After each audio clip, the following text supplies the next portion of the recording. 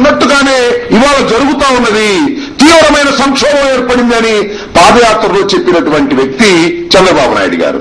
అంటే మీ ఉద్దేశం ఏంటని అడుగుతా ఉన్నా.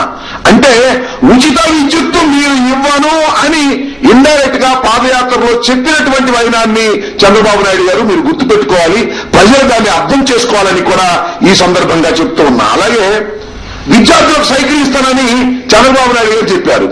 నేను అడుగుతా ఉన్నా, 99లో చంద్రబాబు నాయుడు గారు ఎన్నికల సందర్భంలో ఒక వాగ్దానం చేశారు.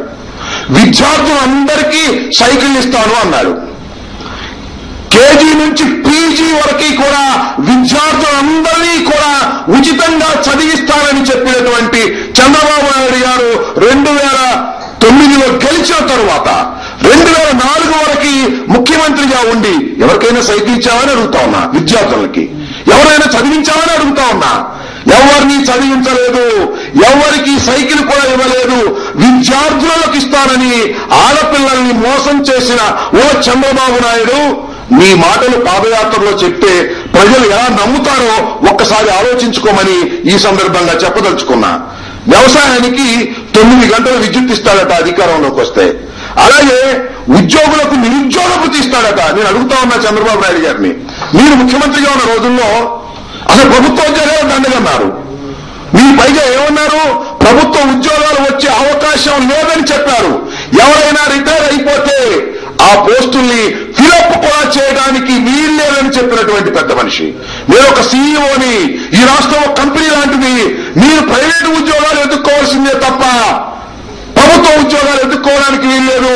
ప్రభుత్వ ఉద్యోగాల జీతభత్యాలకి పెన్షన్లకి కోట్ల రూపాయలు అయిపోతుంది, ప్రభుత్వం అప్పుల పాలవుతుంది అని చెప్పినటువంటి చంద్రబాబు నాయుడు గారు 9 సంవత్సరాలు ముఖ్యమంత్రిగా ఉన్నప్పుడు అలా చెప్పి ఈ 100 రోజుల పాదయాత్రలో మరి ఆయనకి ఏం జ్ఞానోదయమైందో, దేని మీద ఆలోచిస్తున్నాడో, ఆయన అయితే నిరుద్యోగ భృతి కూడా ఇస్తానని చెప్పేటటువంటి పరిస్థితికి చంద్రబాబు నాయుడు గారు మాట్లాడుతూ ఉన్నారు. ఎలా నమ్మాలో చంద్రబాబు నాయుడు గారు ప్రజలకు చెప్పాల్సిందిగా కోరుతున్నా.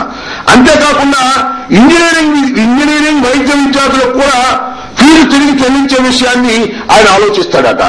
ఫీజు రియంబర్స్మెంట్ గురించి చంద్రబాబు నాయుడు గారు మీరే చెప్తున్నారు, ఫీజు రియంబర్స్మెంట్ నేనే ప్రవేశపెట్టాను అని. నిజంగానే నువ్వు ప్రవేశపెట్టావు. ఎవరికి? మీ కొడుకైన లోకేష్ కు ప్రవేశపెట్టావు. అది సత్యం రామలింగరాజు గారి దగ్గర నుంచి తీసుకొని ఫీజు రియంబర్స్మెంట్ తీసుకున్నావు తప్ప ఎవరికైనా నువ్వు ఫీజు రియంబర్స్మెంట్ ఇచ్చావా? ఇచ్చినటువంటి ఘనత డాక్టర్ వైఎస్ రాజశేఖర రెడ్డి గారికి దక్కుతుంది తప్ప నీకెప్పుడు దక్కదు. ప్రతి ఇంట్లోనూ ఫీజు రియంబర్స్మెంట్ ఇచ్చినటువంటి వ్యక్తి డాక్టర్ వైఎస్ రాజశేఖర రెడ్డి గారు. ఆ రాజశేఖర రెడ్డి గారిని ఇవాళ దూషించాలని ప్రయత్నం చేస్తున్నావు. రాజశేఖర రెడ్డి గారు చేసిన తప్పుల వలన ఇవాళ విద్యుత్ సంక్షోభం ఏర్పడిందంటున్నావు తప్ప ఇవాళ ఉన్నటువంటి కిరణ్ కుమార్ రెడ్డి ప్రభుత్వం వల్ల కాలేదంటున్నావు. రాజశేఖర రెడ్డి గారి మీద దుమ్మెత్తిపోయడానికి ప్రయత్నం చేస్తున్నావు తప్ప మరొకటి కాదు. ఇవాళ విద్యుత్ ఛార్జీలు పెంచితే ధర్నా కార్యక్రమాలు చేశావా? రోడ్డు మీదకి వచ్చావా? ఇప్పుడే కాదు, రోషయ్య గారు ముఖ్యమంత్రిగా ఉన్నప్పుడు ఇంకా వైఎస్ఆర్ కాంగ్రెస్ పార్టీ అప్పటికి ఉద్భవించలేదు. ఆ రోజు నువ్వు ప్రధాన ప్రతిపక్ష నాయకుడిగా ఉన్నటువంటి చంద్రబాబు నాయుడు గారు ఆ రోజు విద్యుత్ ఛార్జీలు పెంచితే దాని మీద అలజడి చేయలేదు.